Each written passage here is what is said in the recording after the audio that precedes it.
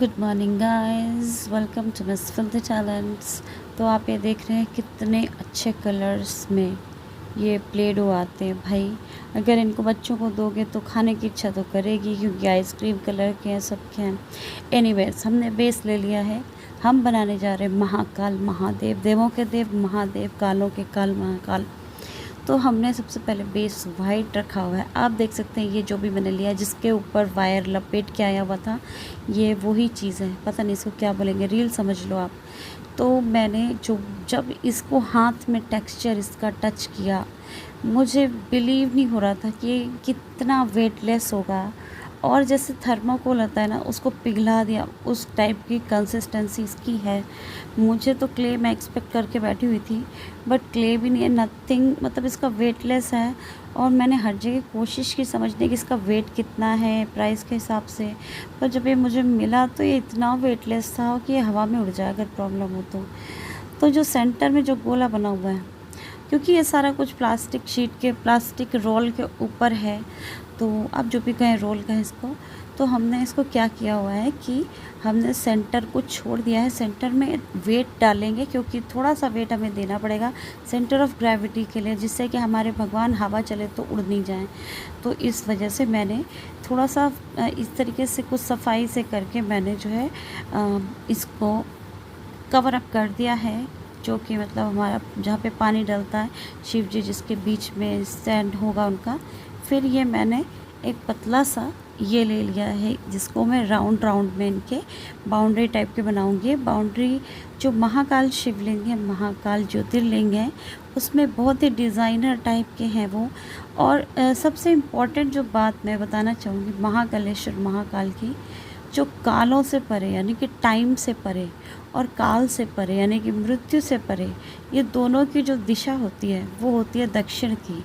तो एकमात्र सभी ज्योतिर्लिंगों, इवन मेरे को लगता है शिवलिंग भी नहीं होते होंगे, नॉर्मल ज्योतिर्लिंग जो भगवान ने खुद आके स्थापित करे हुए थे अपने शक्ति पुंज के रूप में, तो वो जो शक्ति पुंज है, तो उसके हिसाब से सिर्फ दक्षिण की दिशा में सिर्फ यही पॉइंट करते हैं अपना फेस। इनका जो बहाव होता है जलधारा का, वो भी दक्षिण की तरफ होता है। एनीवेज, इनका जो स्टोन कलर है काफ़ी बड़े हैं। मैं अंदर गई नहीं हूँ, पर मुझे ऐसे दिखता है कि काफ़ी बड़े हैं, काफ़ी मतलब 2 फीट से तो ऊपर ही होंगे। तो मैंने क्या किया हुआ है कि इनका कलर जो मुझे अच्छा लगा, अभी देखो बॉल कितनी हल्की है, मैंने इसके ब्लैक के साथ, क्योंकि ये भी जेट ब्लैक नहीं था, और इसके साथ थोड़ा थोड़ा थोड़ा सा ब्राउन टाइप का ले लिया है, क्योंकि इसी टाइप के कलर में कुछ वो हैं। हालांकि हम वो इफ़ेक्ट नहीं ला पाएंगे जो कि नर्मदेश्वर शिवलिंग में मिलते हैं। नर्मदा जो होती है वो बेटी मानी गई है शिव जी की, जो हमेशा मतलब बैचलरेट रही हैं, उन्होंने शादी नहीं करी। जो भी कारण है मैं वो आपको बाद में बताऊंगी।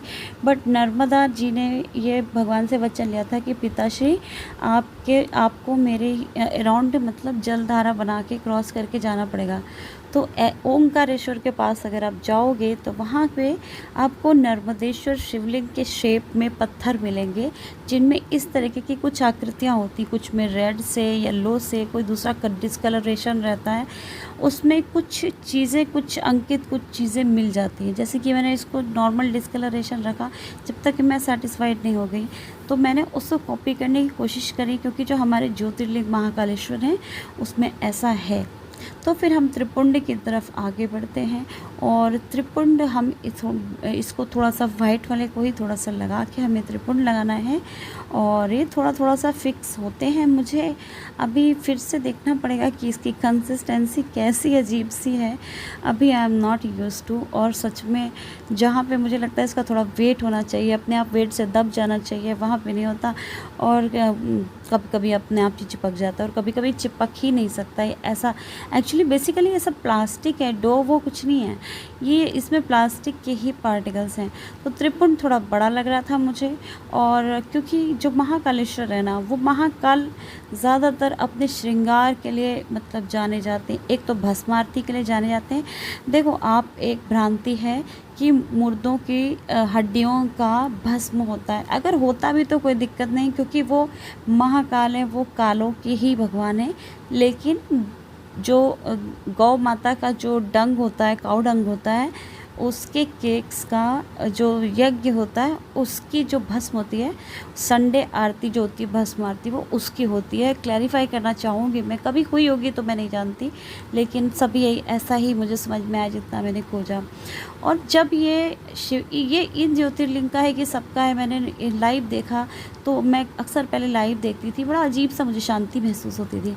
तो ये श्रृंगार कर रहे होते थे पंडित लोग, पानी का जलधार वगैरह सब कुछ रोक के, और काजू बादाम से, भांग से और बिल्व पत्र से और जो भी चीज़ों से कलर हो सकता है उन चीज़ों से बाबा को पूरा रंग देते थे। पता नहीं मेहंदी थी, मेहंदी तो बाबा को नहीं लगाई जाती है।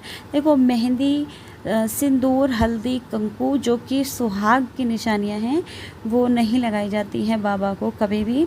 Only on the day of his wedding, मतलब देयर वेडिंग, माता जी जो लिंग होता है ना, बहुत बड़ी भ्रांति आज मैं क्लियर करना चाहूँ कि जो लिंग होता है उसको हम जेंडर वाले लिंग से ना कंपेयर करें। लिंग का मतलब है एक बहुत ही, मतलब बहुत ज़्यादा जो कंसंट्रेटेड फॉर्म जो भगवान का है उसको लिंगम कहते हैं।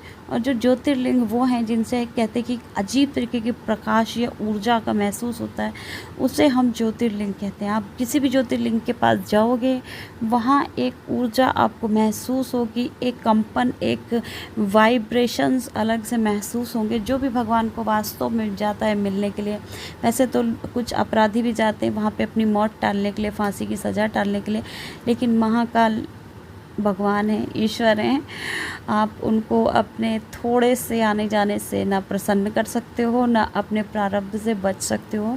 देखो भगवान जो हिंदू धर्म में हैं, हम लोग कई बार नास्तिक हो जाते हैं। पहली बात तो हमारे बहुत सारे देवी देवता हैं, बहुत डाउटफुल है। उसके बाद क्या होता है कि हम भगवानों की बहुत पूजा करते हैं, और पूजा करने के बाद हमें समझ ही नहीं आता है कि हमें फ़ायदा क्यों नहीं मिल रहा। क्योंकि भगवान कभी भी प्रारब्ध में अपना पैर नहीं डाल सकते। डाल सकते हैं बट कभी डालते नहीं हैं। तो ये करते करते त्रिपुंड के साथ साथ मैंने इनकी मूछें बना दी। मूछें बहुत ज़रूरी है महाकालेश्वर की। वैसे तो अर्धनारीश्वर इनका जो श्रृंगार होता है वो तो क्या ही कहने, बट उसके लिए उतना बड़ा शिवलिंग भी चाहिए, और मैं कलाकार नहीं हूँ, पंडित वहाँ के कलाकार होते हैं। छोटी सी नाक भी लगाई हुई है, रेड कलर का आइज़ बनते हैं इनके, बट मैंने थोड़ा सा टोन डाउन रखा है, ब्राउन में ही बना दिया। मुझे लग रहा है वैसे ही कुछ थोड़ा सा लग रहे हैं। लोग जिन्होंने नहीं देखा होगा, जो नहीं जानते होंगे, वो इनके इस रूप को देख के डर जाएंगे। तो मैंने कहा चलो ठीक है। तो शयन आरती के पहले आप कभी भी देखोगे 6-7 बजे के बाद इनका श्रृंगार होता है 2-1 घंटे तक, ठीक है। उस टाइम जो जलधारा वगैरह होती है वो सब हटा दी जाती है। दिन के टाइम जलधारा वगैरह होती है, बाकी हो जाता है इनका श्रृंगार। और श्रृंगार के साथ साथ ये जो सारा काजू बादाम और जो भी चीज़ें होती हैं उनसे इनके श्रृंगार हो रहे होते हैं। और साथ में ये चेहरा पूरा बनाना, कभी अर्धनारीश्वर के रूप में तो माता जी का हाफ जो बायां साइड है उनके चेहरे का, मतलब फेस बना देते हैं, और बायां साइड जो हाफ है वो माता जी का बना देते हैं।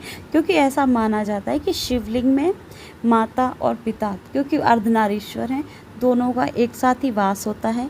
लोग कहते हैं कि इसको टच नहीं करना चाहिए किसी भी शिवलिंग को, किसी भी ज्योतिर्लिंग को। शिवलिंग और ज्योतिर्लिंग में एक फ़र्क होता है। शिवलिंग जो है ना ऊपर होता है, मतलब जो धरती से ऊपर एक स्टैंड पे होता है, और जो ज्योतिर्लिंग है ना वो सीधा भगवान ने बनाया हुआ है। कोई कोई ज्योतिर्लिंग अपने आप से प्रकट हुए हैं। तो ज्योतिर्लिंग में ज्योति होती है, अवेयरनेस होती है, कॉन्शियसनेस होती है, वाइब्रेशन होती है, वो भगवान का ही रूप है। लेकिन मेरा ऐसा मानना है उससे भी बड़े भगवान हमारे खुद के अंदर होते हैं।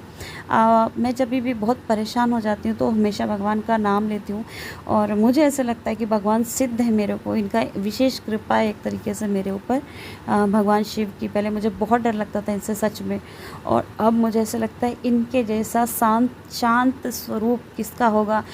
एक चंद्रमाधारी, उसके बाद विषधारी, उसके बाद गंगा को पूरा समेट के रखा हुआ है उन्होंने, नाग को लपेट के रखा हुआ है, बर्फ़ में बैठे हैं और बिना कपड़ों के, मतलब सिर्फ उन्होंने खाल लपेट के रखी है। और जो भी भक्त प्रेम से खिलाता है बड़े ही प्रेम से आदर पूर्वक ले लेते हैं, ग्रहण कर लेते हैं, माता जी को अपनी पूज्य मानते हैं, राम जी की आराधना करते हैं। ऐसे हमारे प्रिय भोलेनाथ, अब उनसे मुझे कोई भी डर नहीं लगता। बाजू में जो कान बनाए हुए हैं कान के रूप में, एक्चुअली क्या है कि महाकालेश्वर में इस तरीके के कुछ सजावट के लिए शायद किसी ने दान दिया होगा, जिसकी भी मन्नतें वगैरह लोग करते हैं, तो वो सिल्वर के या किसी चीज़ के होंगे वो, तो कभी कभी इस तरीके के कान के आइटम्स या मुकुट के आइटम्स वगैरह लगाते रहते हैं। और ये मैंने बना दिया बिल्व पत्र।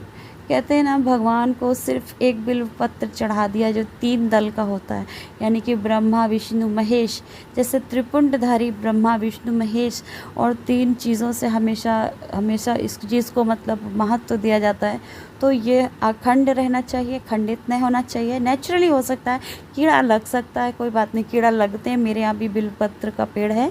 और इस तरीके से हम इनके फेस की तरफ उल्टा करके, यानी कि सीधा टच करते हुए इस तरीके से कुछ बिल्वपत्र चढ़ाते हैं। तो बोले ओम नमः शिवाय, जय श्री महाकाल। ये बन गए मेरे महाकाल। अभी इसमें और बहुत कुछ बाकी है, बने रहिए मेरे साथ। Please do not leave patience, please do not lose hope and stay with me और believe in me, trust in मी, क्योंकि आपके ट्रस्ट से ही मुझे हिम्मत आती है और क्रिएटिविटी आती है। ओके, लाइक शेयर सब्सक्राइब कर दीजिए। ज़रूर बताइए अच्छे या बुरे कैसे भी बने हैं, मुझे तो बहुत अच्छे लग रहे हैं। भगवान, पता नहीं क्यों मुझे तो भगवान का रूप बहुत अच्छा लगता है ऐसे, बट हाँ, उनके इस रूप को जानने के लिए उनसे जुड़ना बहुत ज़रूरी है। Okay, bye bye and take care.